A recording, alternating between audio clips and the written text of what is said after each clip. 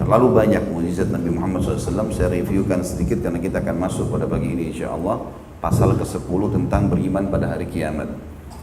Tapi yang jelas teman-teman sekalian, beriman kepada risalah Nabi Muhammad SAW ini dikuatkan dengan dua jenis mukjizat.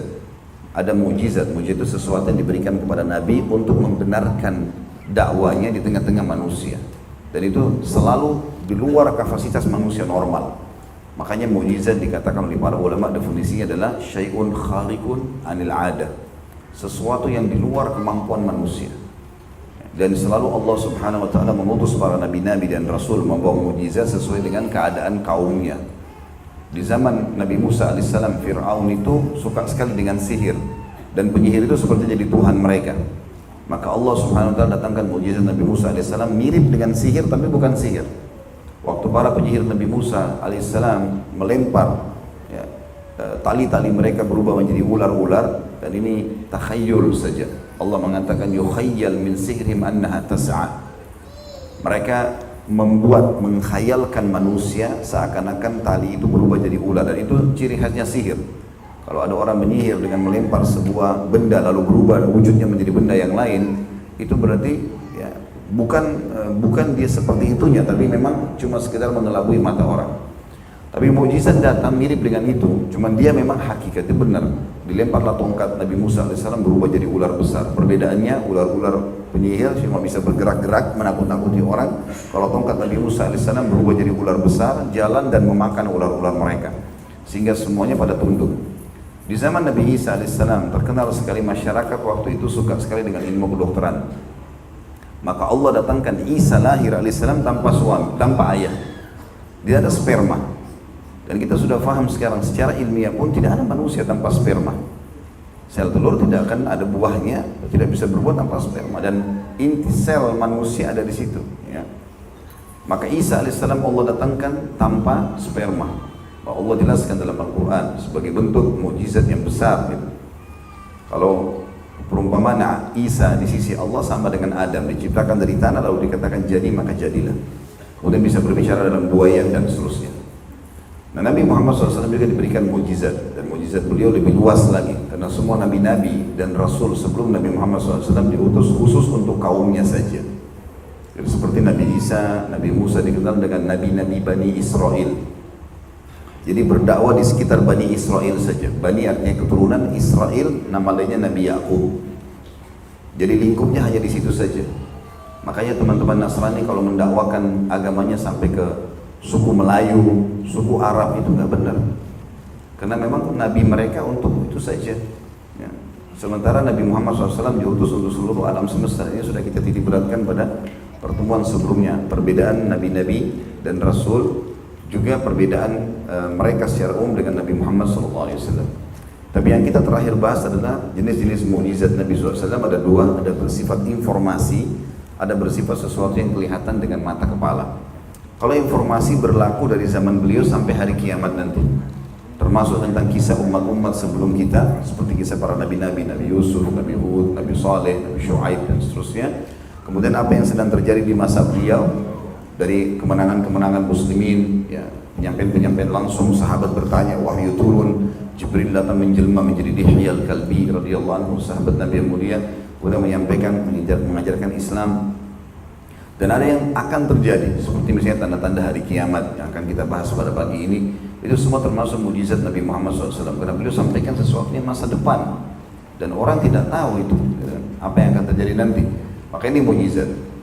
Ini bisa terjadi di zaman Nabi SAW atau terjadi setelah beliau meninggal, bentuknya informasi, dan dikuatkan dengan adanya Al-Quran.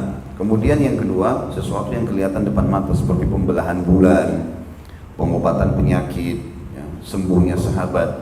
Ada sahabat yang sudah matanya sudah mau jatuh, namanya Qatadah, ya, udah kena anak panah, udah mau copot matanya, tinggal ditahan dengan beberapa urat saja.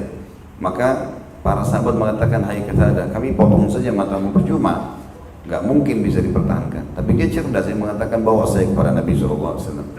Dibawa ke Nabi, Nabi senyum.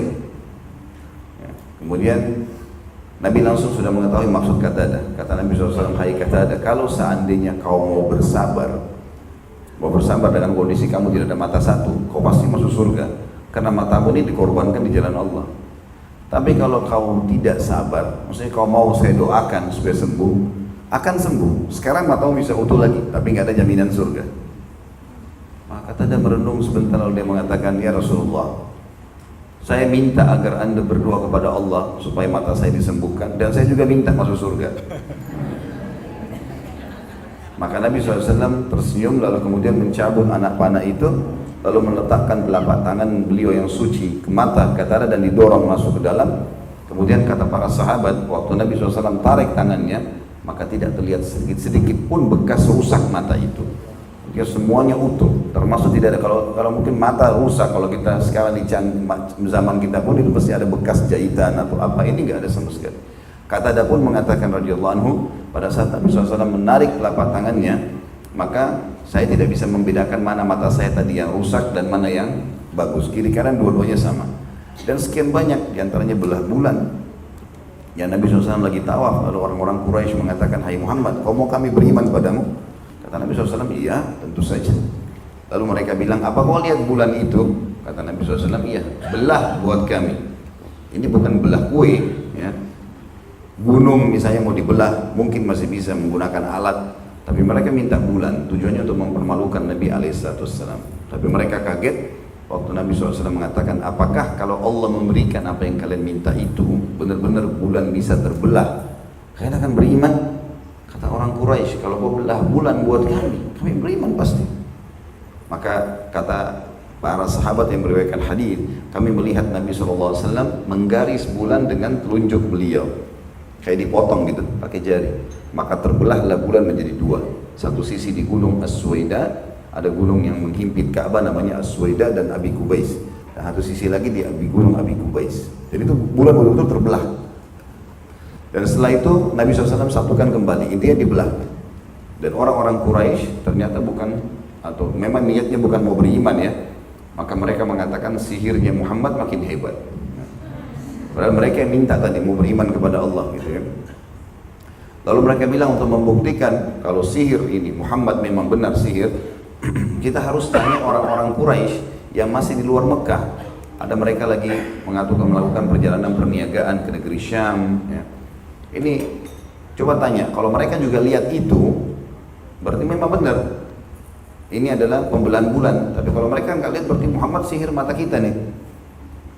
Setiap kali ada pedagang dari luar datang orang Quraisy, maka ditanyalah oleh orang Quraisy, apakah kalian lihat ada terjadi sesuatu dengan bulan berapa hari yang lalu? Semuanya mengatakan iya, kami melihat bulan terbelah. Tapi ternyata orang Quraisy juga, karena dasarnya bukan ingin mencari kebenaran, maka mereka hanya sekedar ingin menolak dakwah Nabi SAW. Mereka bilang sihirnya Muhammad telah menguasai dunia. Maka Allah turunkan surah nomor 54, namanya surah Al-Qamar. Al-Qamar artinya bulan. Di 3 ayat pertama Allah jelaskan itu. A'udzubillahi minasyaitonirrajim, iqtarabatis sa'atu wa insyaqqal qamar. Sungguh telah dekat kiamat itu dan telah terbelah bulan. Wa in yarau ayatan yu'ridu wa yaqulu sihrun mustamir. Kalau mereka lihat tanda-tanda kebesaran Allah, mereka makin membangkang dan mereka mengatakan ini sihir terus-menerus. Seperti itulah. Dan sekian banyak. Saya sudah jelaskan yang lalu, pohon bisa berbicara. Waktu Nabi SAW melewati seseorang yang, atau ada seseorang melewati Nabi SAW, Arab Badui, belum beriman dia. Rupanya dia dulu tinggal di padang pasir, dia masuk ke Madinah, dia ingin belanja hajatnya di pasar. Pada saat dia selesai belanja, dia lewat depan rumah Nabi SAW, dekat masjid Nabi. Nabi tanya, hai rajul, orang Arab biasa mengatakan rajul itu hai laki-laki gitu ya. Dia tanya, mau kemana kamu? Dia bilang, saya mau pulang. Ada hajat, saya beli di sini di Madinah, saya mau pulang. Kata Nabi SAW, mau nggak saya tunjukkan kau sesuatu yang lebih baik daripada belanjaanmu itu? Maka dia mengatakan, apakah itu? Kata Nabi SAW, berimanlah, bersaksilah bahwa saya tidak Tuhan yang berhak disembah kecuali Allah dan aku adalah utusannya. Kata dia, kata orang Badui tersebut, siapa yang menjadi saksimu? Maka Nabi SAW mengatakan, pohon ini, pohon kurma, ada pohon kurma di dekat situ. Maka pohon kurma itu disaksikan oleh para sahabat bergerak mendekati Nabi alaihi salatu wassalam. Lalu pohon itu mengeluarkan suara asyhadu an la ilaha illallah wa anna muhammad rasulullah. Maka Badui itu beriman dan itu disaksikan oleh para sahabat ya. Pernah juga satu kali ada sahabat datang, kemudian di Madinah lagi musim paceklik, panas sekali. Nabi SAW lagi khutbah Jumat. Kemudian orang ini datang dan teriak-teriak dari depan masjid. Lagi khutbah. Mungkin teman-teman laki-laki sudah tahu hari Jumat lagi hening ya. Walaupun juga heningnya ada juga orang yang tidur ya. Tapi yang jelas lagi hening tiba-tiba orang yang teriak-teriak, ya Rasulullah dengan suara keras. Maka Nabi SAW dari atas mimbar mendaya dia, malak, maksudnya ada apa denganmu ini? Ya Rasulullah, terputus jalan-jalan kami, matilah hewan-hewan kami, ya, keringlah tumbuhan-tumbuhan kami, bahkan manusia pun bisa meninggal. Panas sekali, musim peceklik, tanah sampai pecah-pecah. Mumpung anda ini, seperti itu kurang lebih gambaran bahasa saya sampaikan ya. Tapi dalam hadis ini dia mengatakan, ya Rasulullah berdoalah. Jadi kalau bahasa untuk mudah difahami, mumpung anda di mimbar ya Rasulullah, berdoa buat kami. Maka Nabi SAW mengangkat tangannya ke langit sambil mengatakan 2 kali, Allahumma agithna, Allahumma agithna. Ya Allah, turunkanlah hujan buat kami, turunkanlah hujan buat kami. Maka kata para sahabat, waktu itu diriwayatkan oleh Jabir bin Abdullah radhiyallahu anhu, beliau mengatakan, aku melihat ke langit, karena kebetulan masjid Nabi di zaman Nabi itu tidak ada atapnya. Jadi orang sholat memang langsung melihat, bisa melihat ke atas. Dia bilang, aku mengangkat kepalaku ke langit, aku temukan langit seperti kaca, nggak ada awan. Kalau hujan pasti ada awan, gitu kan? Jadi nggak ada awan. Tapi tiba-tiba setelah Nabi SAW berdoa, awan berkumpul di atas kota Madinah dan menjadi gelap, lalu turunlah hujan dengan sangat derasnya. Dan kami tidak pernah melihat matahari selama 7 hari. Hujan terus, gitu kan? Sampai Jumat depan orang yang sama datang lagi. Kemudian dia teriak-teriak lagi, ya Rasulullah, ya Rasulullah. Nabi SAW mengatakan, kenapa? Dia bilang, terputuslah jalan-jalan kami, hewan-hewan kami binasa. Kami juga bisa binasa karena banjir. Kalau minggu lalu panas, ini karena hujan non-stop. Mintalah kepada Allah agar diberhentikan hujan ini. Maka disaksikan oleh seluruh penduduk Madinah pada saat itu. Nabi SAW menunjuk awan-awan itu, setiap yang ditunjuk bubar, artinya pindah, gak ada awannya. Jadi cuma seperti mainan gitu kan, tapi ini mukjizat. Akhirnya berhentilah semua hujan tersebut. Dan sekian banyak contoh-contoh mukjizat yang ini sebagian kecil. Yang pertemuan yang lalu sudah panjang lebar saya jelaskan. Dan itu semuanya ada tersebutkan dalam buku ini. Makanya teman-teman perlu memiliki buku ini. Ini buku satu pun bisa mewakili semua buku sebenarnya ya. Walaupun kita butuh juga beli buku yang lain, tapi motivasi banyak sekali dalam dan dalil-dalil yang kuat dalam masalah ini.